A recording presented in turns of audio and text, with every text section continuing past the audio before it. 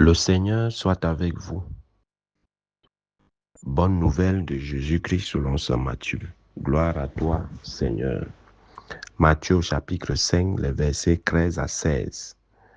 En ce temps-là, Jésus disait à ses disciples, « Vous êtes le sel de la terre, mais si le sel devient fade, comment lui rendre de la saveur?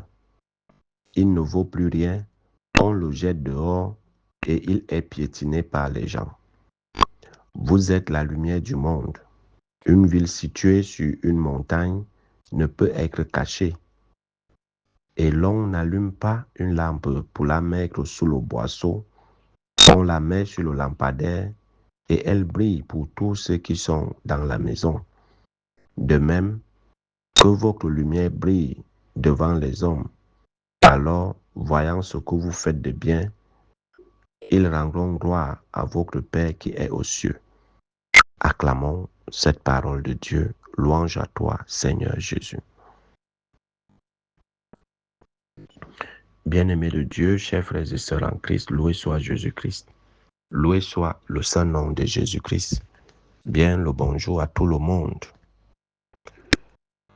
Le Seigneur aujourd'hui nous demande d'être sel de la terre et lumière du monde. Hier, il nous donnait les caractéristiques d'un bon disciple, d'un bon chrétien, d'un bon homme de Dieu ou femme de Dieu. Comment nous devons nous comporter dans ce monde qui a de la haine envers nous, envers l'Église, envers les chrétiens, envers tous ceux qui essayent de vivre leur vie ou de conformer leur vie selon la parole de Dieu. Il nous proposait d'être toujours heureux en toutes circonstances. C'est pour ça que les béatitudes,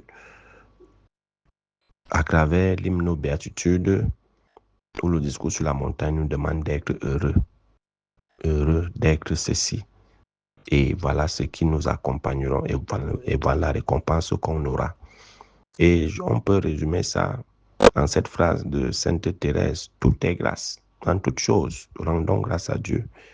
Que rien ne vienne nous séparer de l'amour de Dieu, de la joie que nous avons à être chrétiens, de la joie d'être chrétien, de croire en Dieu, d'être différent du monde, de vivre et de marcher selon la parole de Dieu.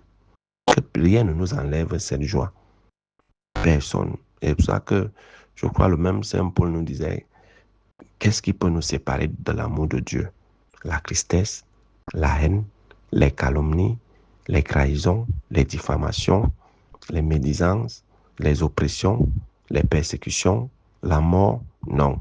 De tout cela, rien ne doit nous enlever la joie que nous avons de croire en Dieu ou de suivre Dieu. Aucune persécution. Tout est grâce. C'est pour ça que hier, le Seigneur nous disait l'attitude du chrétien, c'est d'exprimer cette joie, ce bonheur d'être à la suite de son maître.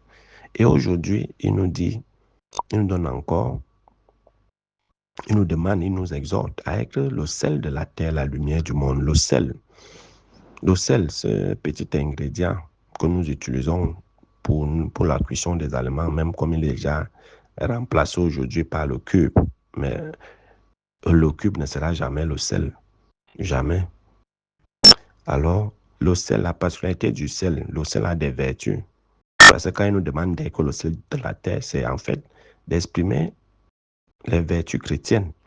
Parce que la vertu du sel, d'une des premières vertus, le sel est conservateur. On conserve les aliments avec le sel. Et vous le savez bien, on conserve les aliments, la viande, le poisson, avec le sel. Et ça empêche que l'aliment se gâte vite. Donc le sel, c'est un conservateur. La deuxième caractéristique du sel, ou la deuxième vertu du sel, le sel est purificateur. On purifie nos corps, les maisons, avec des bains de sel. On peut faire les bains de sel pour purifier nos corps, pour purifier nos chlorats, pour purifier nos maisons.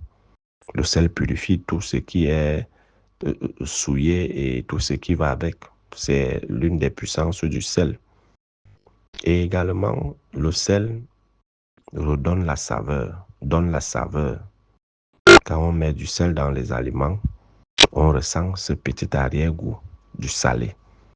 Il faut savoir donner de la saveur. Cette saveur, c'est impacter le monde positivement.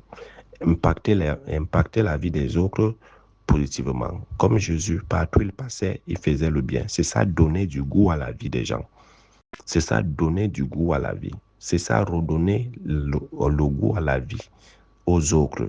Ceux qui ont perdu espoir, ceux qui sont dans le désespoir, dans le doute, dans la tristesse, savoir redonner saveur à leur vie. C'est ça la fonction du sel. Parce que quand Jésus dit que vous êtes le sel de la terre, mais si le sel devient fade, comment lui rendre la saveur? Il ne vaut plus rien et on le jette dehors et il est piétiné par les gens. C'est justement lorsqu'un chrétien se compromet, il perd sa valeur et il n'arrive plus à impacter la vie des gens. Il n'arrive plus à impacter, il perd de la valeur, il devient fade. Tu auras beau danser, crier, mais tu es fade. Tu n'es plus rien aux yeux des gens parce que tu t'es compromis. Tu t'es compromis, alors on va te rejeter et tout le monde va te piétiner, va se moquer de toi, va t'humilier et tout ce qui va avec parce que tu ne vaux plus rien. Tu as perdu quelque chose d'essentiel en toi. Alors le chrétien qui vit dans le monde ne doit pas se compromettre. Il ne doit pas se laisser phagocyter par le monde. Il ne doit pas vivre au goût du monde, mais c'est lui qui doit apporter un goût au monde. C'est lui qui doit donner un goût au monde. C'est lui qui doit donner une certaine saveur à ce monde. Le monde d'aujourd'hui est en perdition, en pleine décadence. On se demande qu'est-ce qui ne va pas. C'est la chute libre, c'est le monde à l'envers. Alors le rôle du chrétien, c'est quoi? Et les gens ne savent plus à quel sens se vouer, où mettre la tête. Alors le rôle du chrétien, c'est quoi? À ceux qui perdent la vie, à ceux qui perdent espoir, c'est de redonner justement, c'est de rallumer cette flamme en eux. Et c'est pour ça que on peut adjoindre cette prière de Saint François d'Assise. Là où il y a la haine, que je mette l'amour. Là où il y a la guerre, que je mette la paix. Là où il y a la discorde, que je mette l'unité.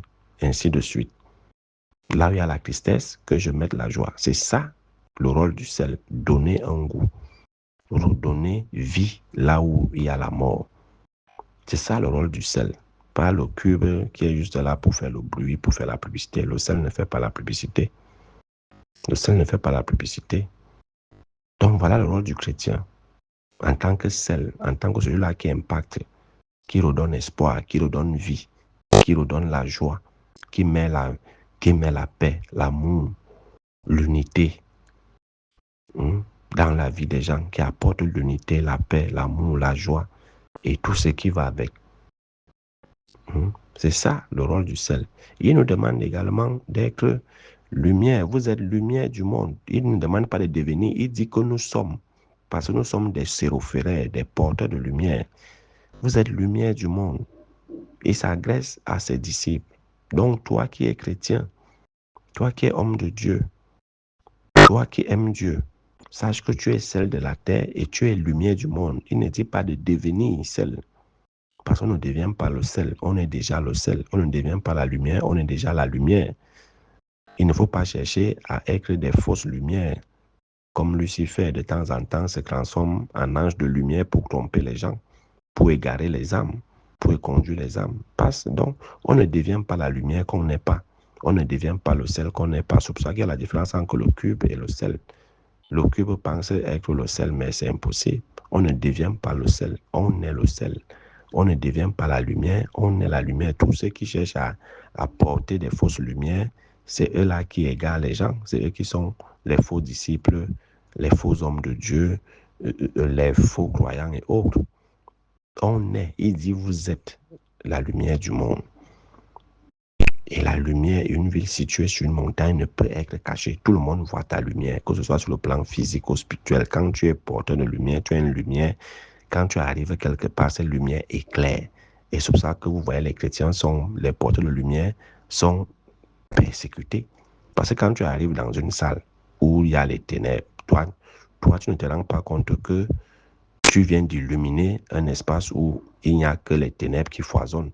C'est normal qu'on va te persécuter. Où tu arrives dans un espace de vie, de travail, ou c'est pas quoi, chacun selon son état de vie et autres. Mais ta lumière va toujours te déranger. Donc, une ville située, une lumière qui est située sur une montagne ne peut être cachée. Et on n'allume pas une lumière, une lampe pour la mettre sur le boisseau. On la met sur le lampadaire et elle brille pour tous ceux qui sont dans la maison. Que votre lumière brille devant les hommes. Alors, la lumière ici, c'est les actes. C'est les actes que nous posons au quotidien. Et ces actes doivent être de bons actes, des actes de charité, d'amour, la miséricorde, le pardon et tout ce qui va avec le vivre ensemble. À tout voir vivre, on dira oui, vraiment, celui-ci, il a en Dieu, il croit en Dieu. Mais aujourd'hui, on ne sait plus qui éclaire qui. Ou c'est le monde qui nous éclaire, ou c'est nous qui éclairons le monde, on ne sait même plus. Mais je pense qu'aujourd'hui, c'est plus le monde qui dirige les chrétiens, qui éclaire les chrétiens, qui fait croire aux chrétiens qu'ils sont illuminés par le monde, qu'ils sont illuminés par lui.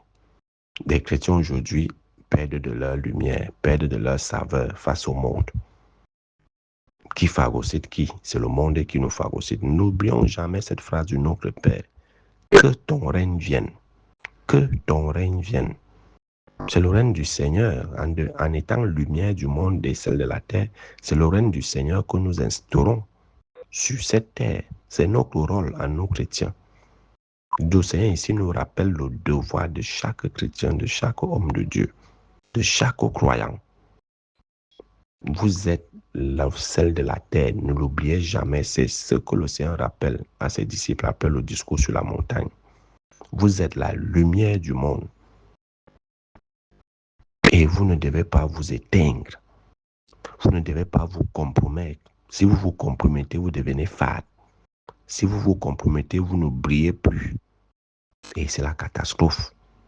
Vous devez briller devant les hommes, devant ce monde. On ne cache pas sa lumière. Et cette lumière briller, c'est en mettant ses dons, ses charismes au service des uns des autres. Oui, il y aura la persécution, il y aura les oppressions, il y aura les oppositions et tout ce qui va avec. Mais ne jamais laisser, ne jamais devenir fade à cause du monde. Ne jamais se compromettre. Tu te compromets, tu deviens fade. Tu te compromets, tu ne brilles plus. Les ténèbres t'envahissent. Le chrétien ne se compromet pas. L'homme de Dieu ne se compromet pas. Ne devenons pas de fausses lumières qui font semblant de briller devant les gens. Mais pourtant, c'est pour égarer les âmes. Ne devenons jamais le cube qui fait semblant de donner un bon goût à la nourriture, mais en fait, c'est un poison lent. C'est un poison lent. Soyons authentiques. Authentiques dans ce que nous sommes et dans ce que nous faisons, dans ce que nous disons. Soyons authentiques envers Dieu et envers nos frères et sœurs. C'est ça, être sel de la terre et lumière du monde. Le Seigneur ne demande pas de devenir, mais nous sommes déjà, il nous le rappelle pour ceux qui ont tendance à oublier. Ils pensent seulement que être sérophéraire, porteur de lumière, c'est il faut faire je ne sais pas quoi. On a déjà ça en nous. C'est pour ça qu'il nous le rappelle. Le fait qu'on s'est baptisé, la lumière qu'on nous donne le jour de notre baptême, c'est ça. Vous êtes la lumière du monde. C'est ça. Le sel, l'Esprit Saint qu'on reçoit. On doit impacter ce monde.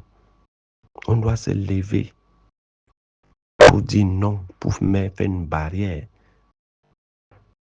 au diable et à ses suppôts, en donnant saveur à ce monde, en illuminant ce monde, par la foi, par la charité, par l'amour, par la miséricorde, le pardon, le vivre ensemble, la paix, la joie, l'humilité, toutes ces vertus que nous sommes censés exprimer.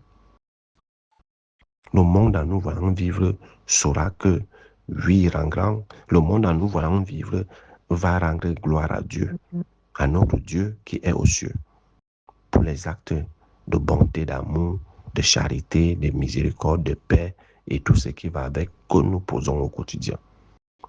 Mais malheureusement, c'est encore nous chrétiens, on se retrouve dans des choses qu'on ne comprend pas.